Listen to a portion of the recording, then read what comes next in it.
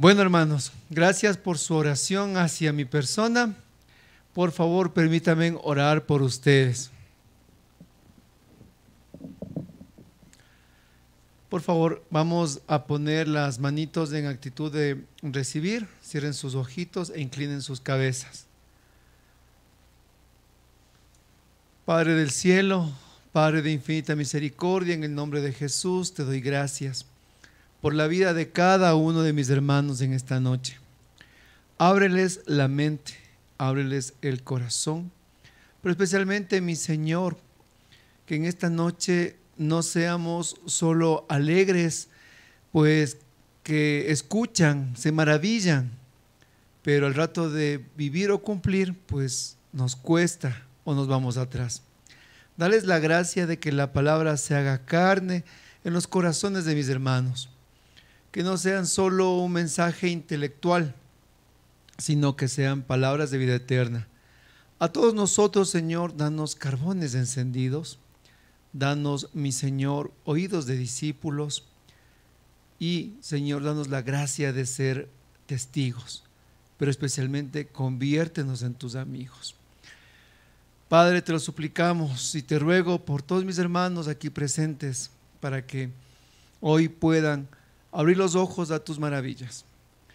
Te lo rogamos en el poder del Espíritu Santo y en la maravillosa intercesión de María Santísima, nuestra Madre, en la advocación de Lourdes, la cual levantamos con amor una rosita diciendo: Dios te salve María, llena eres de gracia, el Señor es contigo, bendita eres entre todas las mujeres y bendito es el fruto de tu vientre Jesús.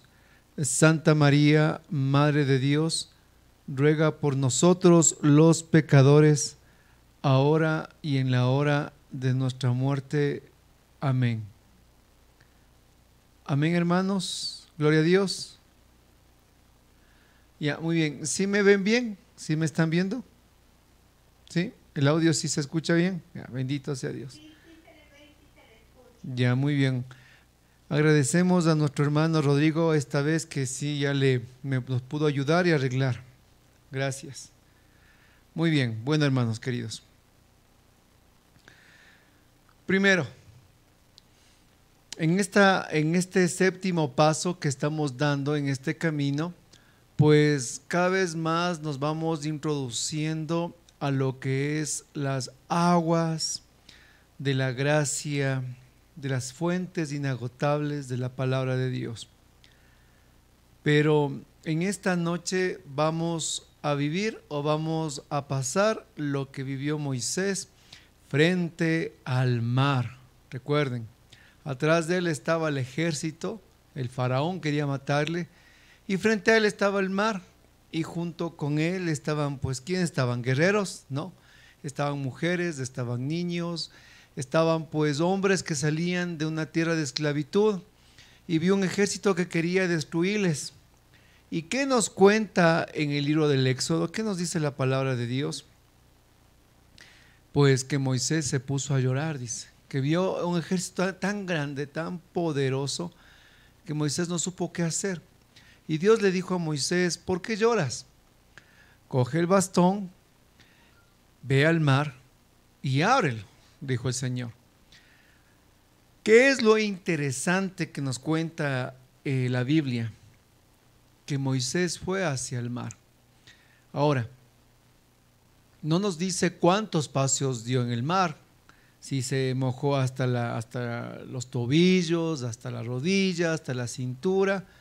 La cuestión es que Moisés se puso a caminar y ahí extendió el bastón y, hermanos, se abrió el mar. Hoy a nosotros que estamos en este ministerio, yo le voy a invitar que se aprenda una frasecita conmigo. Y los predicadores tienen que entender que para predicar tiene, hermanito, que aprenderse esta frase. El mar se abre para los caminantes. El mar se abre para los caminantes, no para que empieces a caminar. Sí. Y gracias por los que están anotando, les felicito. El resto son superdotados. A esos eso es mi asombro, ¿no es cierto? El mar se abre para los caminantes. No se abre para los que quieren caminar. Y el predicador tiene que ser como Moisés. Tiene que mojarse en el mar.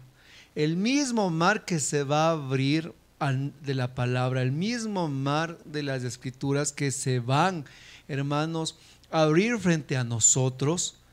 Nosotros no podemos ser solo los que van a contemplar o esperar que pues se nos sea revelado a nosotros la palabra o revelado a nosotros lo que es la gracia, y de ahí sí me pongo a caminar. En pocas palabras, solo cuando me inviten a predicar yo predico, solo cuando me piden hablar yo hablo. No, hermano, mójese como Moisés, mójese como él, porque el mar se abre para los caminantes, mi hermano.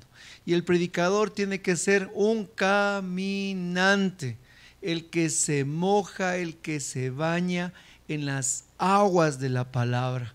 Y ahí cuando decide mojarse, empaparse, hermanos, entonces se abre la mente, se abre el conocimiento, se abre la gracia.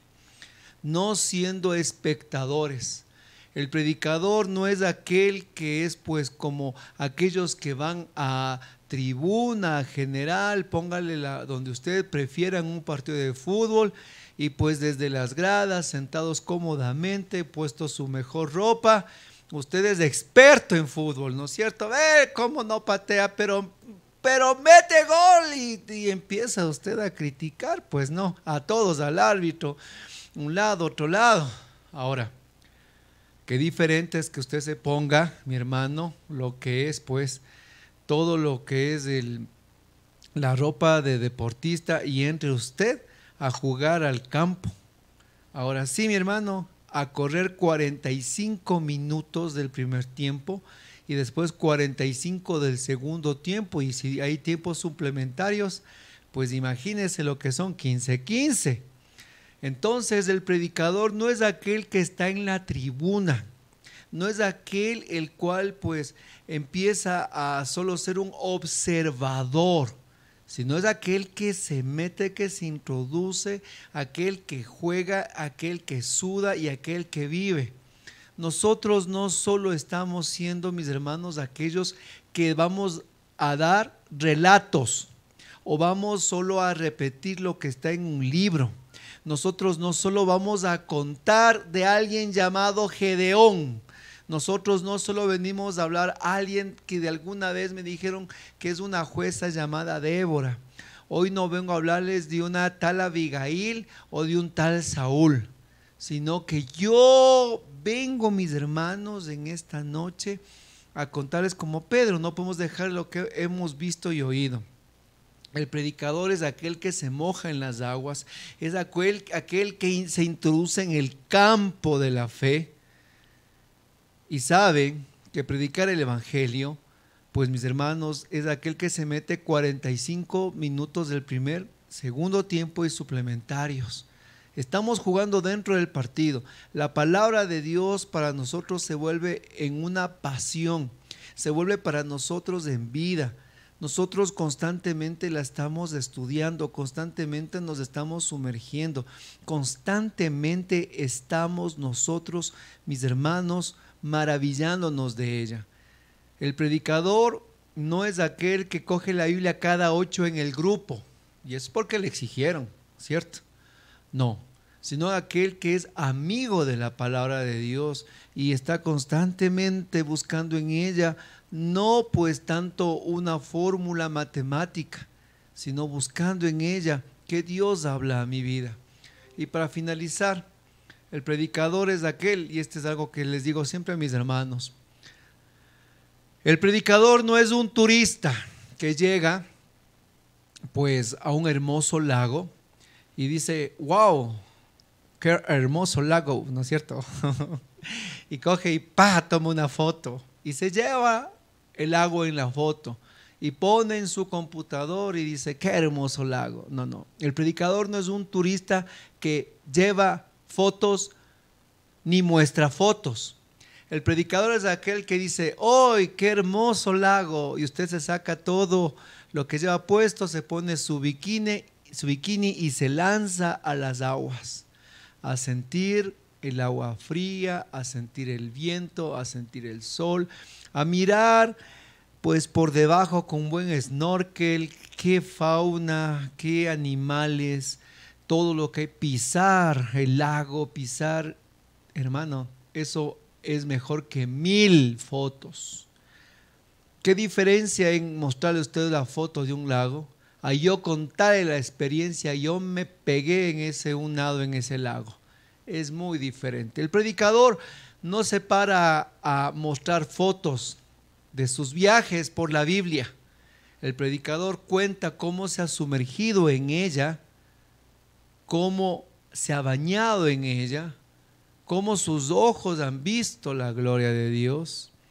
Entonces hoy vengo a comunicarles esto. Entonces el predicador no es un turista, así que nosotros no vamos solo a tomar fotos de la palabra, a indicar modelos o técnicas que a la final hemos estudiado, que valen, desde luego, pero vamos más allá, mis hermanos. Yo espero que con esto, esta introducción, vayamos nosotros entendiendo, mis hermanos, que este ministerio está más allá. Y recuerden de estos 3 puntos. El predicador es aquel que se moja en las aguas de la palabra, aquel que juega los 45 minutos del primer y segundo tiempo, y aquel que se sumerge, nada y vive la experiencia. 3 puntos, 3 cosas. Y de esa manera, ahora sí, porque necesitaba decirles esto, porque el tema de ahora es un tema totalmente estructural, un tema totalmente cuadrado, un tema totalmente lineal, que si no tenemos claro lo que les dije al principio, para algunos hasta va a notarles un poco como cansado, aburrido este tema, porque de todos los capítulos que hemos visto, este es el único que necesitamos en una estructura. Entonces, el tema de esta noche es cómo organizar el mensaje. ¿Cómo organizar el mensaje? Hermanos, recuerden algo que les vengo diciendo desde la primera semana. Nosotros en el caminar del Espíritu necesitamos máxima apertura y mínima estructura. Desde luego que sí. Siempre abiertos a la gracia de Dios en una máxima apertura, pero en una estructura en la que nos permite a nosotros avanzar, nos permite a nosotros encaminar y llevar la bendición. Miren, dicen los teólogos, para seguir con este ejemplo, que Jesús a los discípulos les predicó la misma parábola de 30 veces diferentes. ¿Usted cree, mi hermano, que Jesús una sola vez les predicó a los discípulos la parábola del sembrador? ¿O cree que una sola vez a los discípulos les sobró y les bastó para aprender tal vez la parábola del buen pastor? No, mi hermano. Jesús en sus 3 años de ministerio les predicó la misma parábola de una y otra forma para que ellos, mis hermanos, entiendan, y ni así lo entendían. Entonces, de igual manera es lo que les digo en este momento. El agua tiene que llevar un cauce, pero si el río, hermanos, se desborda, daña. Pero cuando el río va encauzado, da mucha bendición. Da agua a los cultivos, da agua a las personas, da paisajes hermosos, da vida por donde pasa, hermanos. Pero cuando se desborda, todo destruye. El predicador que no tiene una estructura básica, una columna vertebral en sus enseñanzas, entonces se convierte en un río desbordado. Y en vez de hacer bien a la comunidad, lo que hace es confundir, y lo que hace también es, pues, a los hermanos, más que aclararles dudas, dejarles con más dudas. Por eso es que este tema es cómo organizar el mensaje. Denme un segundito. Ya. Entonces, un buen equipo de fútbol, como estábamos hablando, que es bien organizado, pues usted mira que un buen deportista no está atrás del balón los 40 minutos. Pues si no, no hay pues superhombre que pueda aguantar pues de un partido de esa manera. Para eso hay todos los integrantes en los cuales pues nosotros miramos que hay, ¿no es cierto?, mediocampista, que hay pues el delantero derecho, delantero izquierdo, las defensas, y bueno, tenemos una serie en un equipo bien trabajado en la que cada uno desempeña una función. Y más aún los equipos que han llegado ya a ganar copas mundiales no tanto son porque tengan un crack, ¿no es cierto?, una superestrella. Los que han ganado copas mundiales es porque tienen directores técnicos atrás, en los cuales hacen que todos los 12 que están ahí, ¿verdad?, todos estos titanes del fútbol, pues tengan ellos técnicas, tengan ellos jugadas, y muchas veces las jugadas que nosotros nos asombramos dicen que son técnicas de pizarrón, donde el técnico una y otra vez les dice cómo tienen que jugar dentro de lo que es el campo de fútbol. Y de esa manera las mejores estrategias son las que dan la victoria. De igual manera nosotros no somos los predicadores, los cracks del fútbol, porque de esa manera terminaríamos muertos. Siempre es bueno, hermanos, trabajar bajo estrategias. Ahora, en esta estructura que vamos a visualizar y vamos a mirar, vamos, mis hermanos queridos, a ir entendiendo que no es una camisa de fuerza, pero sí nos va a ayudar para conforme vayamos nosotros avanzando en el ministerio de la predicación, nos va a ir sirviendo para que nosotros nos encaucemos, ¿ya? Para que nosotros vayamos tomando como que un orden, porque recuerden que Dios es un Dios de orden.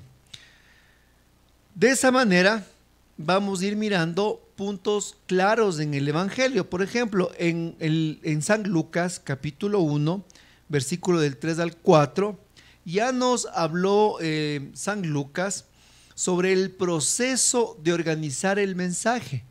Y de esa manera, miren, Lucas, que era el doctor, miren cómo le dice en el inicio: también yo he decidido, después de haber investigado diligentemente todo desde los orígenes, escribírtelo por su orden, ilustre Teófilo, para que conozcas la solidez de las enseñanzas que has recibido. Palabra de Dios, te alabamos, Señor. Si usted mira cómo habla Lucas, usted mira a una persona ordenada, organizada, y pues en la que nos da a nosotros un camino. Y le dice, vamos a poner las palabras claves en estos versículos. Primero, he decidido. Tiene de la decisión, son las ganas de ponerse a hacer, ¿verdad? Es poner en acción. Segundo, he investigado. Se da cuenta, la investigación. Lucas no se quedó conforme solo con lo que él escuchó, sino que él investigó la solidez de la doctrina.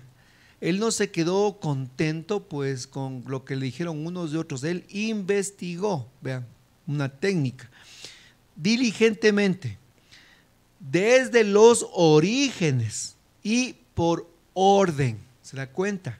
No es que Lucas empieza pues por la pasión, después por el nacimiento y después, hermanos, termina en los Reyes Magos. Y para finalizar, porque me encanta el Magnificat, al final del Evangelio de Lucas está el Magnificat. Si usted ve, hermano, y estudia Lucas, Lucas es súper organizado, en un orden cronológico, donde nos va a nosotros dando a conocer paso a paso lo que es el misterio de la salvación. Entonces, de igual manera, nosotros tenemos pues en nuestras predicaciones seguir esta misma esquema. Y aquí vamos a ver pues digamos que como un esquema donde nosotros vamos a desarrollar la predicación, la que está distribuida en diferentes pasos. Como se acuerdan, dijo Lucas, primero investigué, después él clasificó, después él ordenó y de ahí le presentó a Teófilo, su querido amigo. ¿Se da cuenta? Fueron pasos. Antes de presentarle a Teófilo, él investigó, clasificó, ordenó, estructuralizó el evangelio, dejó claro, le pulió y ahora sí, mi querido Teófilo, lea, ¿no es cierto? Igual somos nosotros. Entonces, en toda predicación tiene que existir estos fundamentos, como son, por ejemplo, la introducción, la lectura bíblica, el ambiente y explicación, la ejemplificación y testimonios, la aplicación y preguntas, imperativos, conclusiones, resúmenes y frase final. Vamos a ir un poquito desarrollando cada una de ellas. Y no se preocupe si usted dice, ay, no repito otra vez, no se preocupe porque usted sabe que usted tiene ya primero este video para usted recordar y después lo que es el texto. Así que mejor atentos.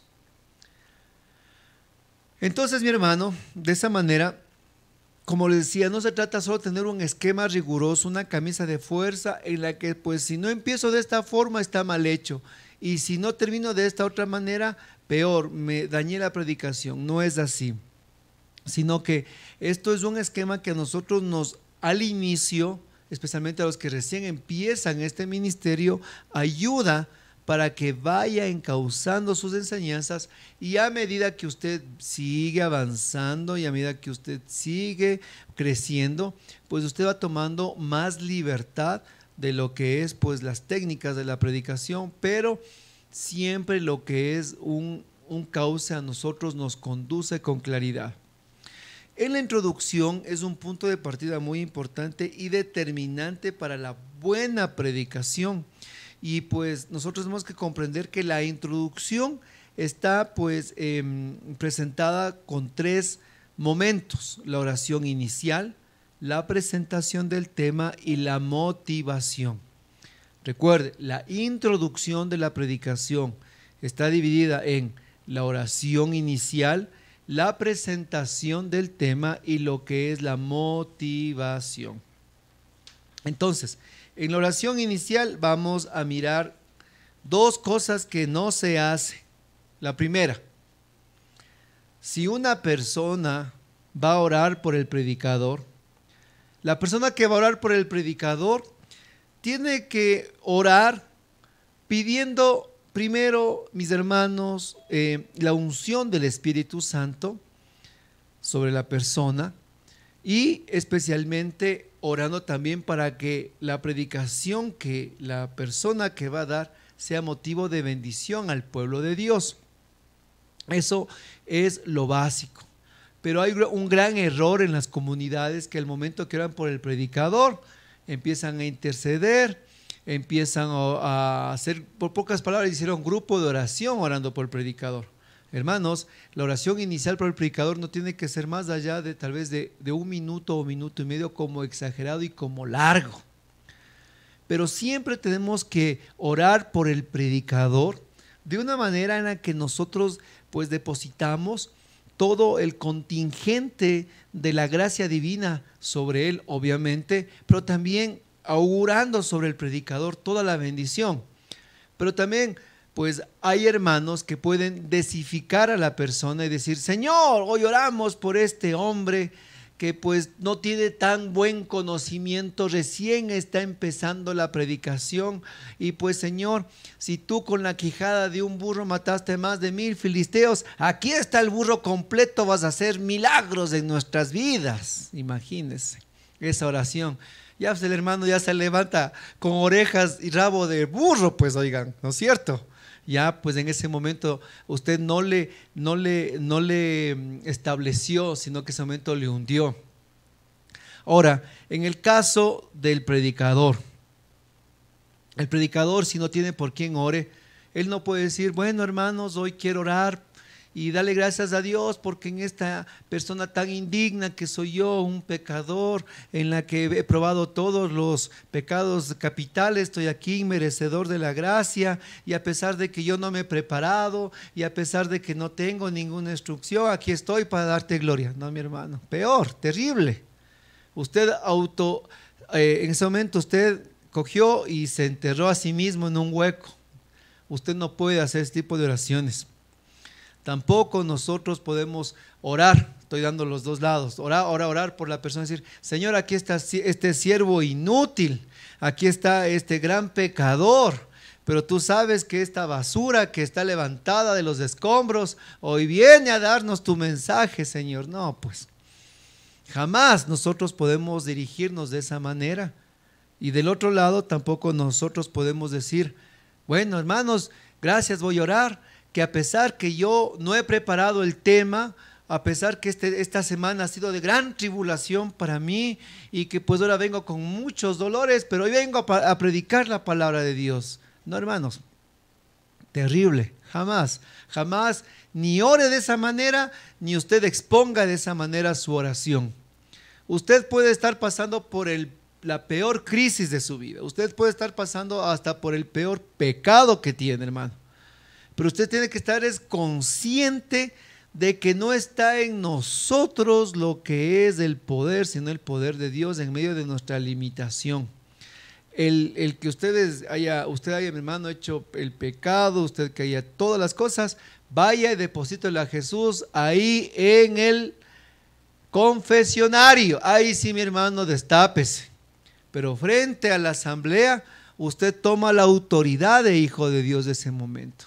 Y por la autoridad de su gracia, entonces usted empieza con esa misericordia de Dios a orar, pues pidiendo luz, iluminación y que esa gracia llegue a los demás. Que no sea muy larga, mis hermanos, no. A veces oran por el predicador, hermanos, y se me hacen de 5 a 10 minutos. Tiene que ser una oración corta, concisa. Como dije, mis hermanos, es la introducción, entonces no tenemos que alargarnos. De ahí viene lo que es la presentación del tema. La presentación del tema es un punto decisivo dentro de lo que son los primeros minutos del desarrollo del tema. Pues recuerde, mi hermano, que en los primeros minutos en lo que usted va a empezar a predicar son los determinantes para que las personas pues realmente le cojan lo que es su predicación o se queden dormidos.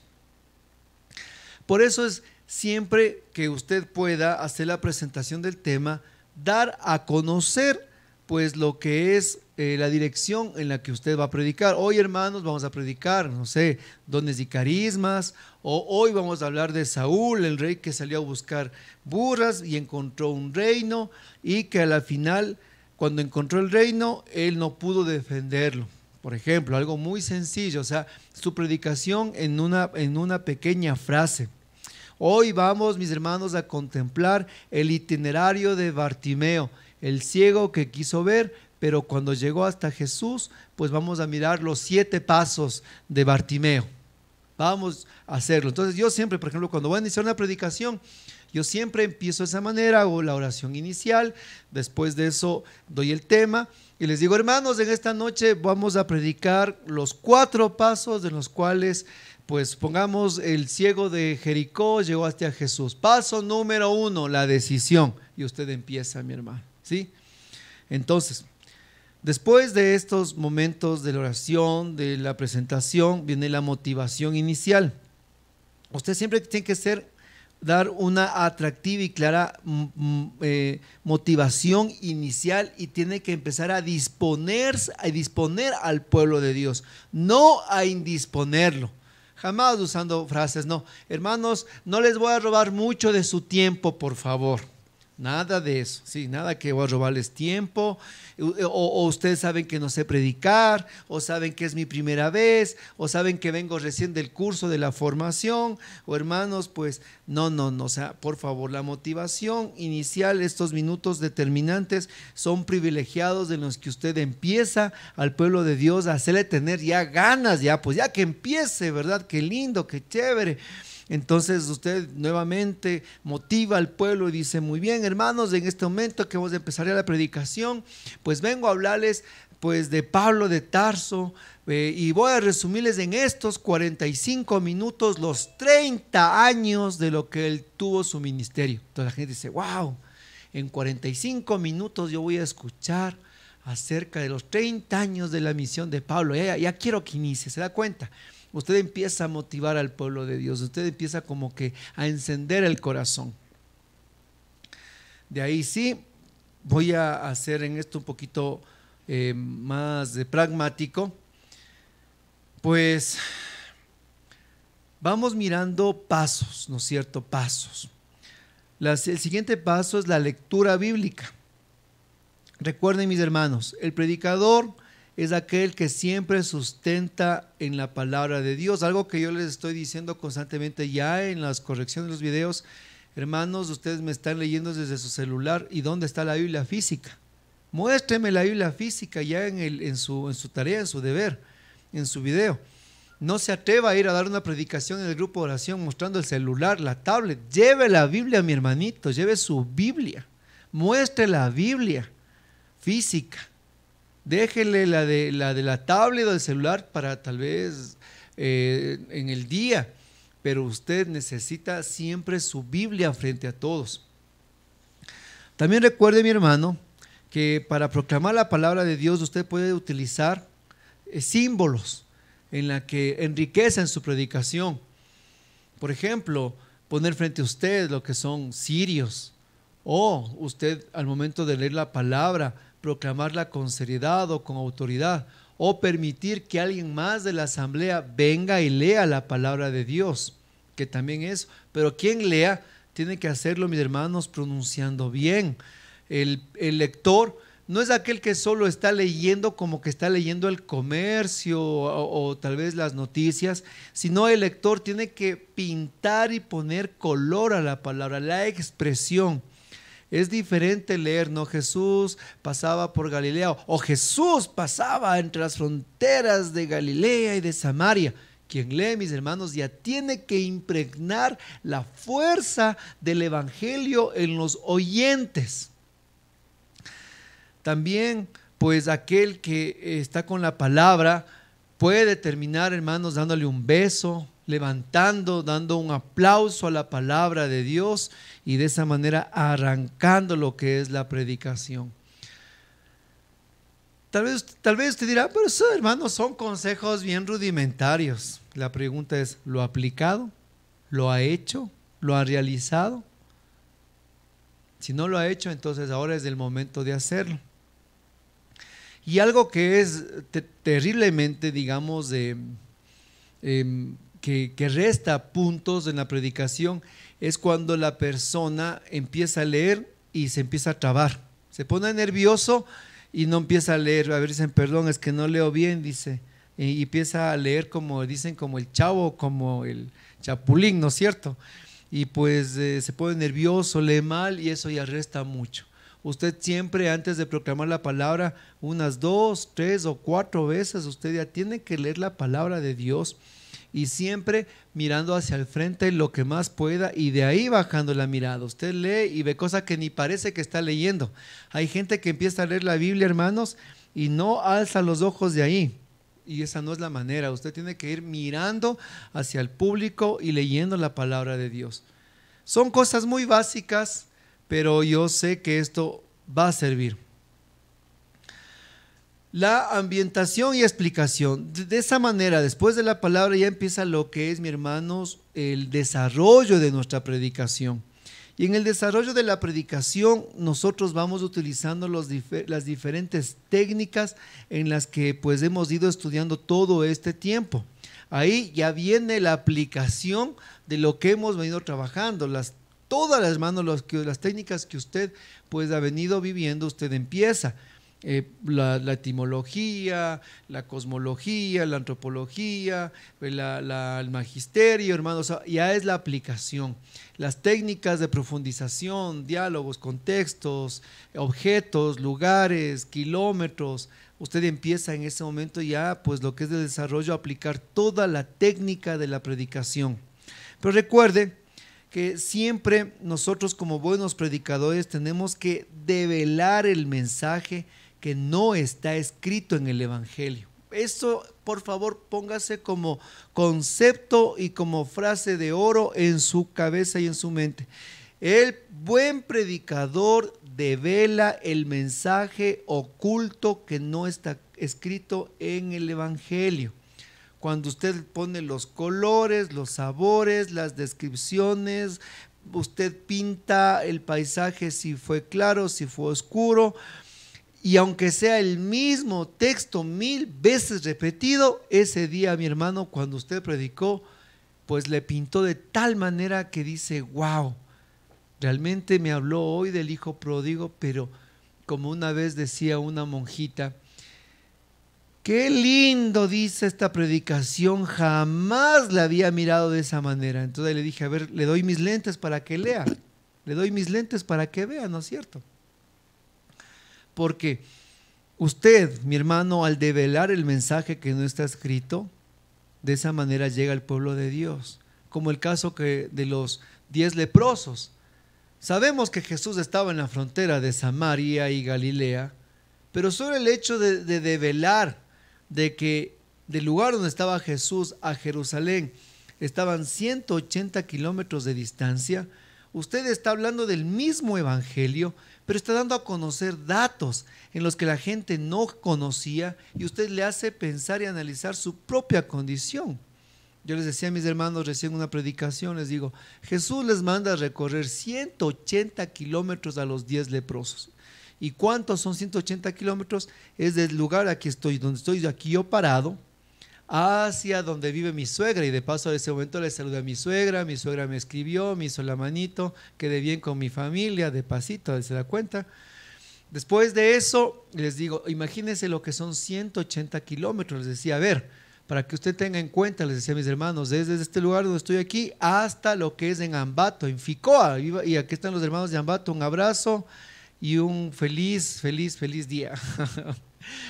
Les digo, hermanos, imagínense lo que es caminar 180 kilómetros. Primero, los leprosos que estaban pudridos en vida.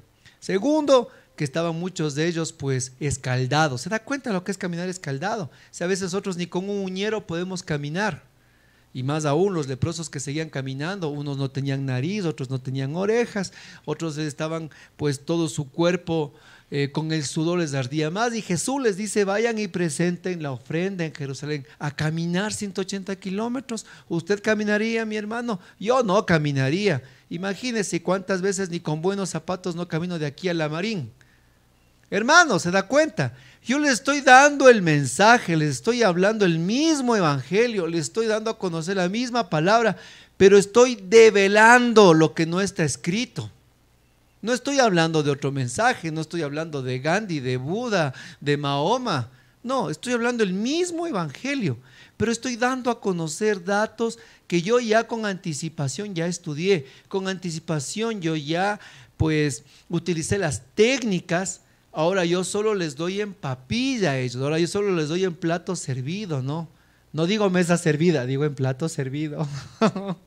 Entonces de esa manera vamos nosotros mirando y vamos nosotros pues haciendo nuestras predicaciones más atractivas, utilizando lo que es pues todas las técnicas. Y puede ser el texto que ya 1000 veces conocen las personas, pero usted lo está pintando de tal manera, de tal forma en que pues la gente dice, wow, qué maravilloso, yo no sabía esto, no sabía esto otro. Y dice, sí, ¿saben qué? Le quiero también conversar que por qué Jesús les mandó a los 10 leprosos a caminar al templo. Por dos situaciones. La primera, porque el único que podía incorporarles nuevamente a la comunidad era el sumo sacerdote. Porque el sacerdote era el que miraba al leproso, y eso nos dice en Levítico, que el sacerdote es el que miraba de pies a cabeza al hombre, y si estaba enfermo le excluía de la sociedad, y era el mismo sacerdote que tenía que volverle a mirar al leproso para poder incluirle. Mire, mi hermano, Jesús no se salta las reglas. Jesús, Él es Dios, sí, y Él podía sanarles ahí, desde luego, pero Jesús lo que quiso es mostrarnos, hacernos entender de que Él no vino a abolir la ley, sino a la perfección, y de esa manera al mandarles nuevamente al sacerdote, lo que Jesús quería hacer es que estos leprosos que eran exiliados de la sociedad, eran considerados malditos ante los demás, vuelvan nuevamente a ser reintegrados a lo que era su comunidad. Y lo segundo, mis hermanos, es el proceso del camino, que Dios nos sana mientras caminamos, jamás en la comunidad de nuestras casas. Miren, cómo predicamos el mismo evangelio, la misma palabra, pero nosotros la vamos exponiendo lo que no está develado en ella.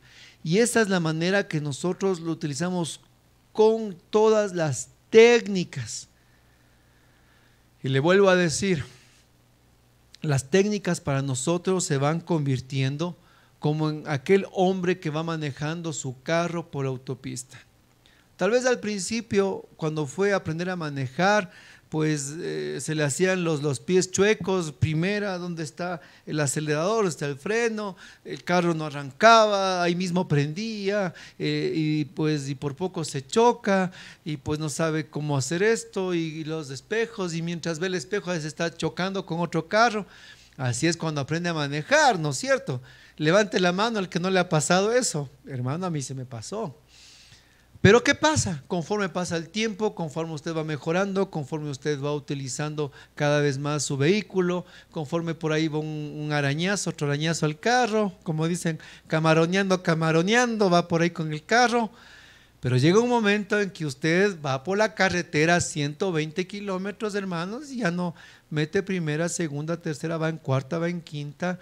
Usted ya no presta atención en qué marcha está, usted está a toda velocidad, usted está mirando los tres espejos a la vez y usted está conduciendo. O sea, usted ya se mecanizó la forma de la conducción, usted ya tiene todo eso bajo control, y así mismo las técnicas de la predicación.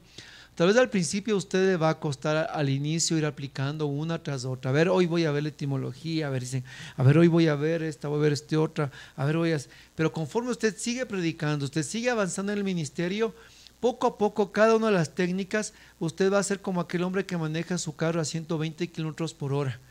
Usted ya les está aplicando y ni se da cuenta que ya está aplicando las técnicas una tras otra. Pero es que, hermanos, tenemos que empezar a hacerlas. Y me decía una hermana, pero hermano, me dice, recién una persona de la formación, pero hermano, es que no me dan oportunidad en mi grupo, y en mi grupo esperar que cada vez, una vez al mes, me permitan dar. ¿Cuándo voy a desarrollar mi carisma? Me dice. Entonces le dije, hermana, parece que usted no ha estado en la formación. Usted no recuerda el concepto clave de este proceso. El buen predicador siempre tiene algo que decir. El mal predicador tiene algo que decir. En pocas palabras, el buen predicador, su tarima de predicación es su vida. El mal predicador espera solo el día del grupo para predicar. El buen predicador siempre está indagando, siempre está estudiando. Y pues yo recién que estaba con mi esposa haciendo una limpieza general en mi casa, nos encontramos con material de la renovación acumulado que tenemos ahí. Y me encontré con un tesoro mío que tenía o que tengo, y es un cuaderno, ¿Y qué hago en ese cuaderno? ¿Qué estaba en ese cuaderno de ese entonces? Le explicaba a esta hermana. Yo no esperaba, en mi caso muy concreto, que me estén invitando en el grupo a dar la enseñanza, o cuando me den ahí a prepararme, sino que pues yo me sentaba en ese momento, en ese entonces, a coger, por ejemplo, la parábola del hijo pródigo, el buen pastor, y etcétera. Y me sentaba a estudiar cada uno de esos textos. Y pues, por ejemplo, yo estudiaba acerca del hijo pródigo y me ponía a analizar palabras, términos, analizar situaciones, qué significaba esto, por qué la oveja, qué oveja bíblicamente, quién era Judas, por qué Judas, qué eran los elotes, qué era esto, qué era este otro, y yo anotaba y seguía haciendo, y seguía anotando. Y un día decía yo, pues hoy quiero investigar, por ejemplo, sobre el samaritano, y me ponía a investigar sobre Samaria, dónde quedaba, qué pasó, los conflictos, por qué uno. Y hermanos, y cuando llegaba el momento de la predicación, pues había tanto acumulado, que comenzó toda una riqueza también a fluir de mí. Pero si usted espera solo el día del grupo, o solo el día del deber para predicar, entonces usted está empezando a ser un mal predicador, porque está esperando solo un día. Y el predicador no es de un día, el predicador es un ministerio de todos los días, a todo momento, en todo tiempo, a tiempo y a destiempo. El ministerio de la predicación, a diferencia de tal vez del ministerio de la música, el ministerio de pastoreo, confraternidad, el ministerio de cualquier grupo de oración, el de la predicación es un ministerio en el que usted se consagra a hacerlo los 365 días del año, las 24 horas del día. Es que ese es el buen predicador, el que siempre tiene palabras en su corazón y en su mente y en su boca para los demás. Usted ya está manejando con su suegra, y usted está manejando con sus hijos, usted ya está en un viaje, usted está en el supermercado, usted está, mi hermano querido, tal vez en la fila del banco. Dios ya le está hablando, y usted ya está hablando de Jesús, usted está conversando. Jesús es su conversación del día siempre. Pero dice, yo me estoy formando en mi historia de predicación. Hermanos, si no le hablo a uno de Jesús en el día, vamos por mal camino, porque el predicador es aquel que, hermanos, no puede parar de hablar de Jesús, no puede parar de hablar de su amor, no puede parar de hablar de Él. Y lo habla a través de sus hechos, de sus actos, de su vida, a través de los pequeños detalles. Lo habla muchas veces como lo hablaba Francisco de Asís. ¿Cómo? Cuando él fue a predicar con los monjes, dijeron, vamos a predicar, todos felices, fueron a caminar en las plazas, fueron a caminar en las calles, y después de la noche regresaron, y uno de los frailes dijo, disculpa Francisco, pero ¿cuándo predicamos y nunca abrimos la boca? Y Francisco le dijo, mira, todos nos miraron, todos nos vieron, hermano, ya vinimos predicando, y vaya a ser, y me robo este momento, vaya a ser que pues nuestras acciones callen a nuestras palabras. Póngale pilas, escríbale ahí. Nuestros actos o nuestras acciones callen a nuestras palabras. Así es, mi hermano, así es. Como un hermano del grupo le había pasado que un día estaba manejando el carro y de repente uno se le cruzó y bajó el vidrio para pues decirle de estas y las otras, y cuando él baja el vidrio ha sido otro hermano del grupo también, pues oiga. Sin querer se encuentran en plena vía los dos, y el que iba dispuesto a mandarle pues a la conchinchina había sido el mismo hermanito. Que no nos pase eso. Y de esa manera seguimos avanzando en las técnicas, de esa manera seguimos avanzando, mis hermanos, en lo que vamos adquiriendo. Pero algo que es muy importante dentro de la predicación y que nunca puede faltar son los ejemplos y los testimonios. Algo que usted ha mirado que yo hago recurrentemente y es una y otra vez son las ejemplificaciones, porque las ejemplificaciones es lo que Jesús nos enseñó como el primer y gran predicador a utilizar. Jesús hizo eso.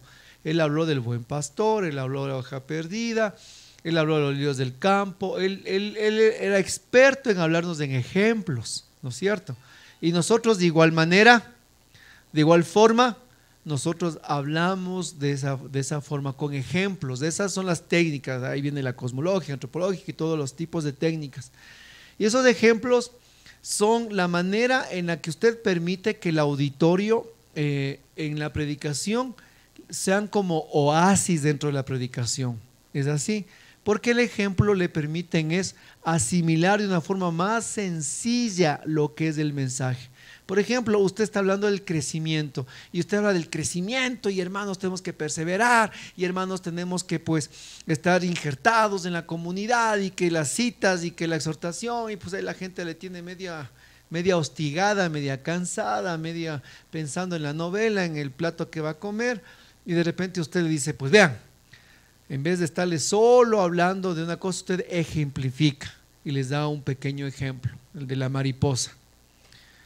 Dice, miren, por ejemplo, me pasó, y usted, vean, antes de hablar esto, lo peor que usted puede decir es lo siguiente, un ejemplo. Verán, yo leí en un librito, ahí ya empezó fregando el ejemplo. Lo segundo, es que le escuché al hermano Rubén, peor, no me ponga a mi hermano como prototipo, o como le oí al hermano tal, o como dijo el predicador tal. Eso sabe usted, deje eso a un lado. Solo hábleles del ejemplo, ¿sí? Entonces, o como leí en el libro de la hermanita tal, no es necesario que diga la fuente. Entonces, en el ejemplo dice, vean, voy a contarles lo que pasa. Y muchas veces puede ser que ni usted no vivió ese ejemplo. Tal vez usted no vivió, pero usted le va a poner tanto color, tanto sabor, que les cuenta a usted como que a usted le pasó eso. Y le dicen, verán, les voy a contar lo que me sucedió a mí la otra vez que me fui al campo. Sí, es que estábamos de paseo y me encontré pues con una ¿cómo es? A ver, dígame usted, lo que antes de que sean mariposas, ¿cómo se llama? Y la gente le interactúa. ¿Y cómo se llama? ¿Cómo se llama? El capullo, así es, el capullo. Yo cogí el capullo, me llevé a mi cuarto y pues yo quería ver cómo sale la mariposa del capullo y me senté a analizar, a ver, y no salía. Ya pasó 1 hora, pasó 2 horas, pasó 3 horas. Y dije, wow, qué barbaridad que no sale. Y de repente salió una antenita y me emocioné, pero pasó 1 hora más y me aburrí. Y dije a la final, yo le voy a enseñar a la naturaleza, pues yo soy una persona que ya hemos superado, hemos llegado a la luna, así que yo soy más inteligente. Así que cogí un estilete y le abrí al capullo, pues le estoy ayudando a la mariposa a salir, ¿no es cierto? Entonces cogí y abrí con el estilete y yo que esperaba ver que salga una mariposa hermosa volando, ¡boom! Cae pues una cosa media gorda, sin alas, pequeña y que empieza en el suelo a hacer así. Y yo me asusté, ¿qué pasó? ¿Dónde está la mariposa? ¿Dónde están sus alas? Y después no entendí, no comprendí lo sabia que es la naturaleza. Pues al rato que empieza la mariposa en esa metamorfosis a querer salir del capullo, pues aplicar tanta fuerza, toda la fuerza que la mariposa hace para salir del capullo le transmite a las alas, para que las alas se críen, se hagan grandes y toda esa gordura que acumuló en la metamorfosis se van a las alas al momento de querer salir del capullo y ahí sale hermoso. Yo al coger y sacarle antes de tiempo, al coger y abrirle antes de tiempo, al utilizar esto, lo que hice es dañar el proceso de la mariposa. Hermanos, lo mismo nos pasa en la fe. Entonces la gente está con los ojos abiertos, hermano. Lo mismo nos pasa en la fe. Sí, así es cuando nos adelantamos a nuestros procesos de crecimiento. Usted posiblemente no ha llegado el tiempo todavía que usted pueda hacer un servicio, que usted pueda hacer esto o este otro, pero usted se quiere adelantar. Haga caso, mi hermano. Si la naturaleza nos es tan sabia y nos dice que tenemos que ir paso a paso, dando primero pues los primeros pinos, después creciendo y el fruto a su tiempo, como nos dice en el Salmo 1, ¿por qué te quieres adelantar en tu vida espiritual? ¿Por qué quieres tú, mi hermano, adelantarte a tus procesos de crecimiento? Y de esa manera usted, con una ejemplificación, usted ha predicado la palabra de Dios, usted ha dado a conocer el Evangelio y le ha aplicado, y las personas van a captar con mayor facilidad, con entretenimiento, con diversión, y van a acordarse más de la mariposa, más del ejemplo, y junto con la Biblia dice, ¿saben qué? ¿Cierto? O sea, usted quería exhortarles, por ejemplo, a las personas sobre el crecimiento, sobre los procesos, que tienen que hacer el seminario, el crecimiento tal, o quería anunciar un gran crecimiento, utilizó esta ejemplificación junto con la palabra y le hace reflexionar a la gente y dice, sí es verdad, lo que el hermano está diciendo es que si yo no hago este crecimiento me voy a quedar estancado, que si no hago el crecimiento pues posiblemente no salga de ese capullo, y usted de esa manera, usted dio con la ejemplificación, usted dio a conocer lo que es el mensaje y la palabra de Dios. Entonces, que no nos suceda, ¿no? Que no nos pase que son tan lineales nuestras prédicas que no metemos nunca un ejemplo, alguna cosa, pues de algún acontecimiento, alguna cosa chistosa por ahí, pues no digo patanadas, ¿no? Sino algo por ahí que a la gente le causa risa, y de esa manera continúa usted con la predicación, pero eso usted, mi hermano, va conforme va desarrollando el ministerio. Otro punto también que es muy importante dentro de la predicación, ya utilizando las técnicas, ¿no? Yo digo cosas que usted ya va injertando dentro de la predicación, y el buen predicador lo sabe, es el dar a luz en la predicación nuestros testimonios de vida o testimonios de personas que va enfocado a la predicación. Pero recuerde algo, mi hermano, esos testimonios pueden ser hechos, anécdotas, para que la gente pueda asimilar la palabra de Dios a su propia vida, ¿no? A su propia experiencia. Y de esa manera a los distraídos, pues usted les enfoca, y a los que se están durmiendo se despiertan. Pero cuidado, mucho cuidado, que los testimonios terminan, a veces hay mucho predicador que terminan hablando más de ellos mismos, más de sus propias experiencias, que de aquel que es la vida y es Cristo. Nosotros no podemos, mis hermanos, querer solo poder hablar de nuestros testimonios, o solo poder hablar de nuestras experiencias. Y también, por favor, cuando vayamos nosotros a dar un testimonio nuestro dentro de una predicación, de igual manera los testimonios tienen que ser pulidos, preparados, discernidos y aplicados correctamente al pueblo de Dios. Hermanos, hay cosas, y por favor póngalo muy ahí con letras de oro. Hay cosas para la gloria de Dios, óigalo, hay cosas para la gloria de Dios que solo saben mi confesor y mi Señor. Hay cosas que solo saben mi confesor y mi Señor. Y pues por más testimoniazo que sea, me guardaré, porque eso solo es para el confesionario y para mi Señor. Y de igual manera, hay testimonios de los que yo tengo que aplicarlos, decirlos, y a la medida que les voy entregando, tienen que también ser pulidos, tienen también que ser trabajados, tienen también que ser bien direccionados, los detalles, las palabras, los hechos, la forma, la conducción, el hilo, el color, la descripción. Hay que con el testimonio hacer un poquito exagerado, y no me refiero de exagerado en un sentido de mentiroso, sino que usted, le digo siempre, satúrele al color. Usted diferente, se ve algo, contar un testimonio, yo iba manejando y de repente se pasó una persona y casi, por decir, no le atropellé, y ese fue el testimonio.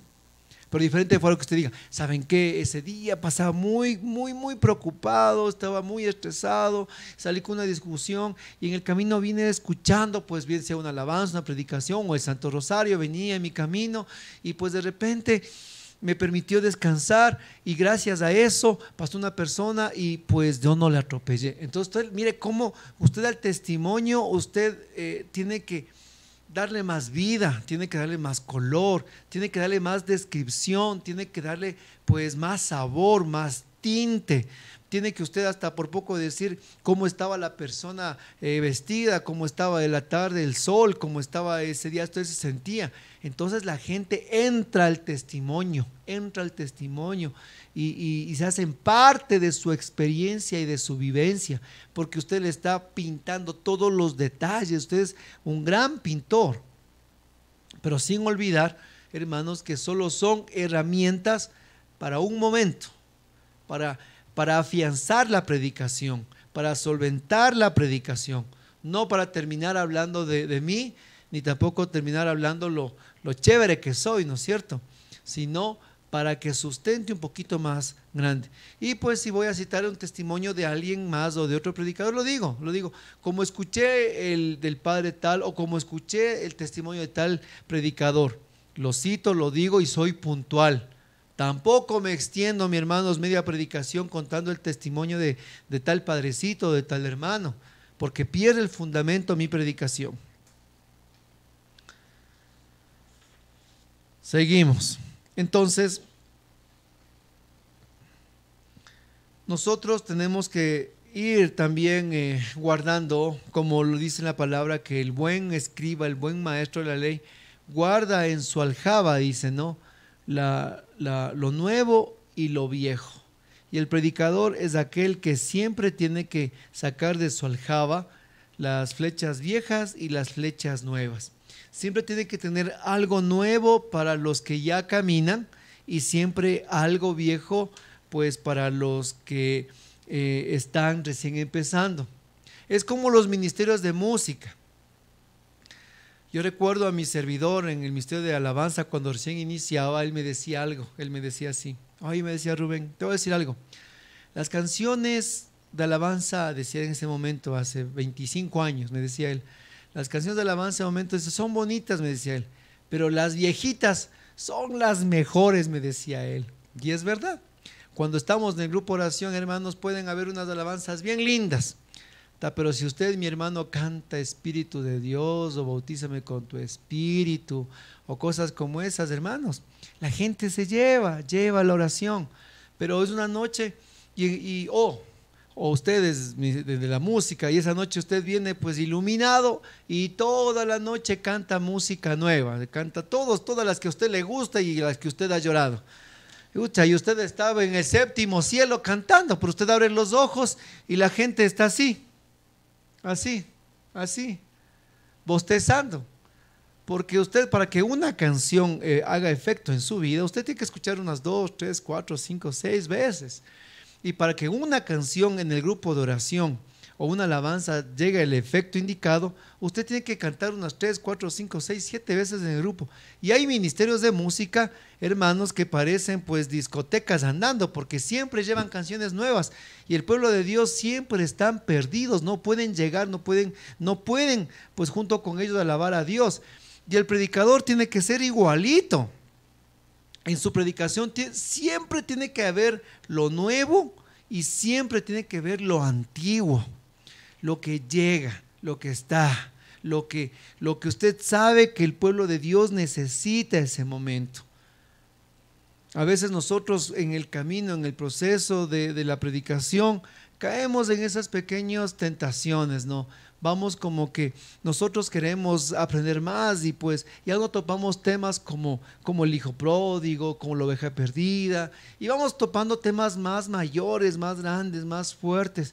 Y al final la gente lo que necesita son a veces los primeros fundamentos, la misericordia, el amor, el perdón, el encuentro, la conversión.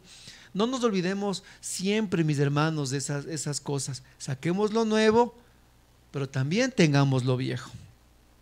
Ahora, en medio de todo esto, vamos como que después de ya todo ese desarrollo en la que fueron las preguntas, que fueron todas las técnicas, vamos entrando como que a la curva final de la predicación.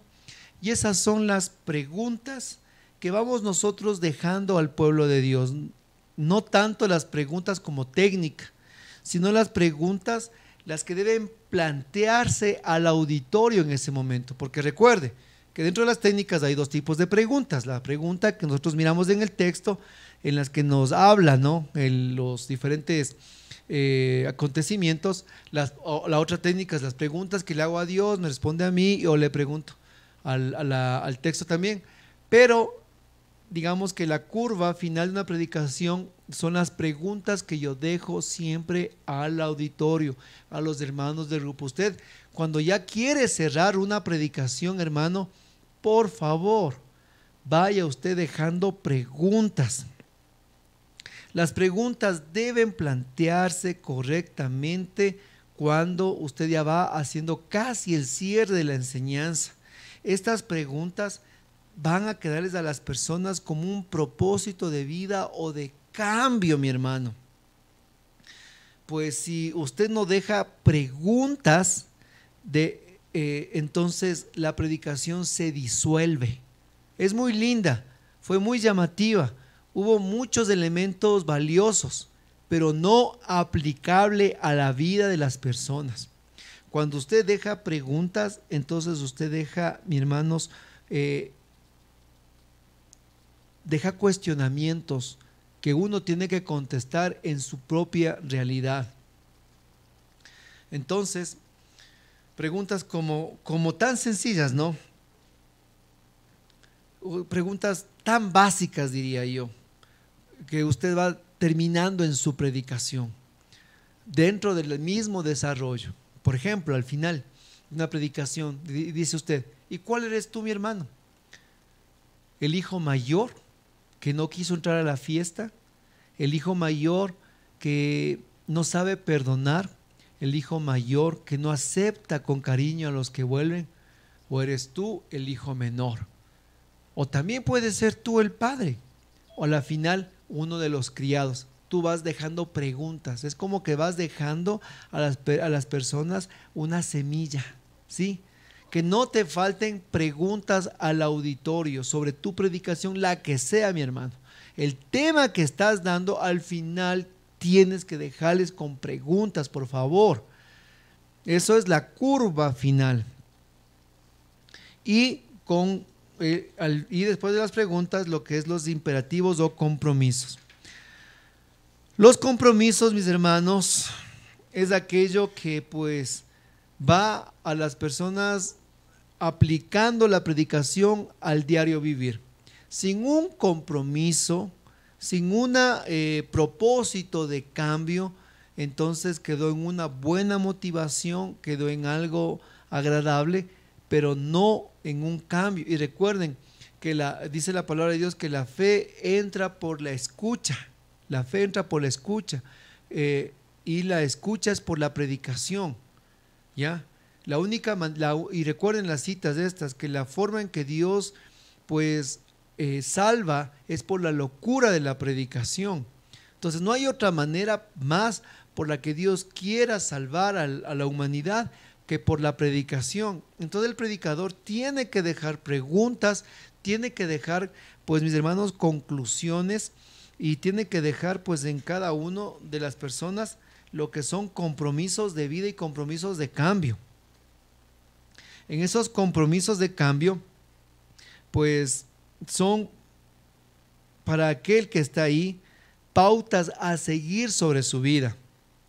Y no solo cayendo, mis hermanos, en lo obvio, ni en un moralismo de lo que tienen que hacer o deben hacer, sino que es una conclusión del mensaje en la que el pueblo de Dios quiere vivir. Jesús está llamando a la puerta. Hoy le abres la puerta a Jesús, será la pregunta, ¿se acuerdan? Entonces usted hace como llamado, póngase de pie, mi hermano, vamos a orar este momento para abrir las puertas del corazón. ¿Se da cuenta? Como usted le va haciendo la seguidilla. Primero la pregunta. Supongamos la predicación era sobre abrir la puerta del corazón a Cristo. Usted hace la pregunta, ¿hoy quieres abrir la puerta de tu corazón a Jesús? Entonces dice, sí, quieres, entonces póngase de pie, mi hermano. En este momento vamos a orar fuertemente para que nuestros corazones se llenen de la gracia divina. Y usted hace ese momento un compromiso en el que aceptamos a Jesús como Señor, y en ese momento oramos para, tal vez eran matrimonios se restauren, para que el grupo de oración en ese momento se levante, etcétera, mi hermano. Pero siempre el compromiso tiene que existir después de la pregunta. Ahora, hay predicadores que terminan con las conclusiones básicas, unas conclusiones que usted puede hacer, puede o no puede realizarla, usted concluye. También puede hacer un resumen y dice, bueno, entonces terminamos, hermanos. Recuerde, en esta predicación vivimos 4 pasos. El paso número 1, tal cosa, paso número 2, 3, 4, listo, hermanos. Y termina haciendo una oración final. Y en la oración final, usted ora nuevamente conforme a la predicación, ¿sí? Si por ejemplo en el resumen usted habló, por ejemplo, de Bartimeo, y usted dijo, recuerden, Bartimeo hoy nos enseñó 4 pasos: el ir al camino, el no desanimarnos a pesar de que hay gente que nos quiera pues echar del camino. Otros llamaron a Jesús y Jesús les llamó Bartimeo. Digo rápidamente, ¿no? El resumen. Ahora vamos a orar. Entonces ese momento usted no va a decir, bueno, vamos a orar, a ver, vamos a orar por los ancianitos, vamos a orar por los temblores de hoy día, ¿no es cierto? Vamos a orar también por el hermano tal, vamos a orar por todo. No, mi hermano, no se confunda. La oración al final de su predicación, tiene usted que volver a orar de lo que predicó. Usted termina haciendo la oración de lo que predicó. Entonces usted empieza a orar, Señor, hoy nos encontramos igual que Bartimeo en la calle. solos, ciegos y limosneros. Amado Señor, hoy pasas por nuestras vidas. Permítenos, Señor, hoy dejar el manto para saltar a ti. Pero, Señor, danos la fuerza, danos la capacidad, danos de tu Espíritu Santo para seguirte y no quedarnos en el borde de nuestras vidas. Usted ora, hermano, usted ora conforme a lo mismo que predicó, pero ahora pidiendo a Dios la fuerza para que esa predicación tenga, mis hermanos, en cada persona que escuchó la gracia de vivirla. ¿Se da cuenta? Bueno, entonces, esa es una forma en la que vamos nosotros desarrollando una predicación. Si ahorita usted no le cogió las partes, no se preocupe. Ya cuando vuelva a mirar el video o vuelva a estudiar todo el texto, usted va a tener más claro